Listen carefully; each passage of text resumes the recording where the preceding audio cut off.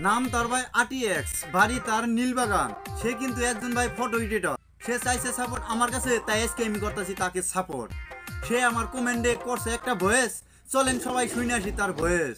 আসসালামু আলাইকুম রহমান ভাই, আপনি শুধু বড় সবাইকে তো সাপোর্ট করেন ভাই, আমাদেরকেও সাপোর্ট করেন ভাই প্লিজ।